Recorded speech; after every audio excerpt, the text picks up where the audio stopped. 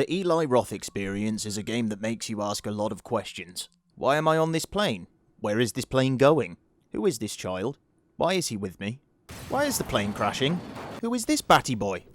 Where is he taking the child that is implied but not confirmed to be my son? Why should I care? Where am I? Where is everyone? Why is everyone but the stewardess gone? What's wrong with her? Which way is north? What's down this hole? Why are there malformed babies? What the shit? Who lives in this village? Why are there cannibals here? Why am I turning blue? You may have homed in on what one of the core themes of this game are. Nudity. Also mystery. The true mystery is, where do cannibal babies come from? This is a valid question. So, the basic premise is you're stuck on an island with a bunch of cannibals. And much like any survival sandbox, the mission is whatever you make of it. My mission is to wage a one-man imperialistic war on the inhabitants of this island. It's just like conquering Mexico in EU4, only now I'm getting my hands dirty. These disgusting savages thought they were the ones waging the cannibal apocalypse. No, it's me. I will kill them, I will carve them, I will consume their flesh. It's not like things start out like this, mind. Earlier on, the nighttime in the caves are legitimately spooky.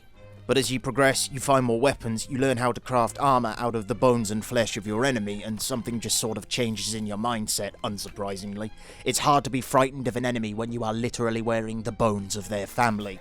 Or their colleagues, neighbours, whatever they are. Then the tone takes a significant turn.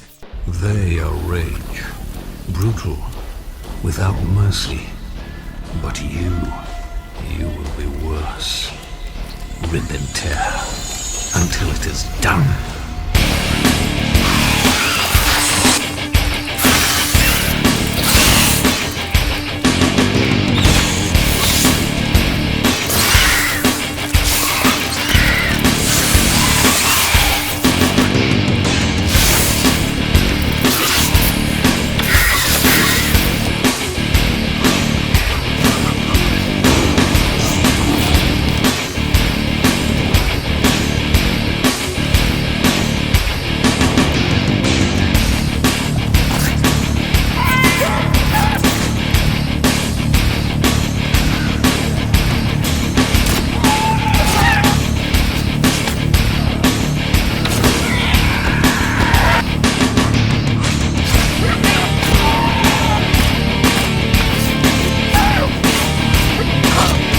Okay, now I have to get something out of the way. There is approximately 0% chance I would be the first person to make the comment about me not being this child's dad, but rather I've abducted them with the sole intention of molesting him. Something pedometer. 0 chance, right? So I'm just going to make some observations. First of all, it's never explicitly stated that this so-called Timmy is your son. It is only ever implied. Actually quite heavily implied. But never stated and/or confirmed. Also, Timmy. Hello, Timmy. That is definitely a fake name. It is a name used exclusively by cartoon characters. Something that actually pays some credence to the theory that the player character is in fact a baby rapist is the notion that he really has no problem the moment he lands on the island with killing and consuming humanoid entities with an axe, spending hours below the surface of the earth, and constructing art projects out of limbs. Yes, these things do affect his sanity, but his overall sanity has 0 impact on his ability to function, suggesting that he is in fact already insane. Putting all of these facts together, the only conclusion I can draw is that he's a psychopath. I mean, there's 2 endings to this game, right? In both, you find Timmy inside this weird resurrection majig. He's dead, and you discover that another life is needed to power the machine and bring someone else back to life. See, the Batty Boy was abducting Timmy to power the machine to bring his daughter back. So she comes back to life, stabs her dad in the eyes with some crayons, so we go track her down and discover that we are in fact playing a prequel to Dead Space. So we kill the necromorph, get a key card, which takes us to an elevator that takes us up to some overly elaborate anti-air gun, and we are then presented with our options. A. Use the machine to shoot down another plane and acquire another child to resurrect Timmy. Or B. Shut the machine down.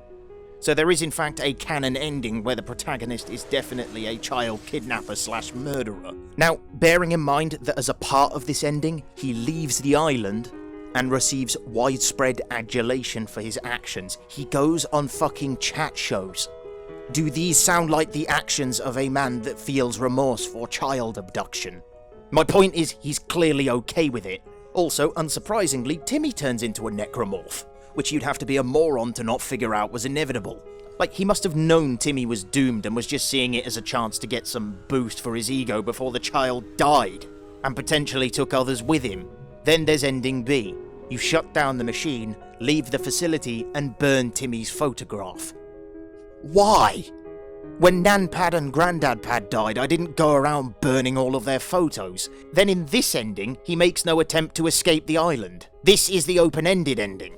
The only reason I can think of being he thinks he's better off on the island, presumably so he can slake his desire for mass murder and consumption of human skin. This is not a man with a rational thought process. You might say this is a desperate father who is doing anything to survive and get his son back, or he is letting go of traumatic experiences of the island. If so, why doesn't he leave?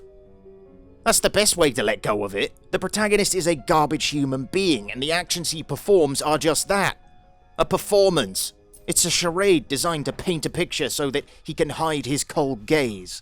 So that when he shakes your hand, you can feel flesh gripping yours. And maybe you can sense that your lifestyles are comparable. He is simply not there. I cannot think of any silent protagonist that is so overtly, morally bankrupt. I don't know, maybe Claude from GTA 3, but that's about it. The only true good ending to this story is if you wake up, find the nearest pond, and drown yourself. It would halt a lot of suffering. The strange thing is, ending B actually seems more plausible in co-op. Because if the narrative is to be believed, then what we've got is a polyamorous family of up to 8 dads all looking for the same child. Now, if you were in their shoes, it seems like a good option. And where are we at that an octet of polyamorous psychopaths who are given the option to feast on the flesh of their enemies by day and bum each other by night is the most plausible option? Okay, thank you. I had to get that out of the way. So The Forest, it's quite a good game. Check it out. Thank you.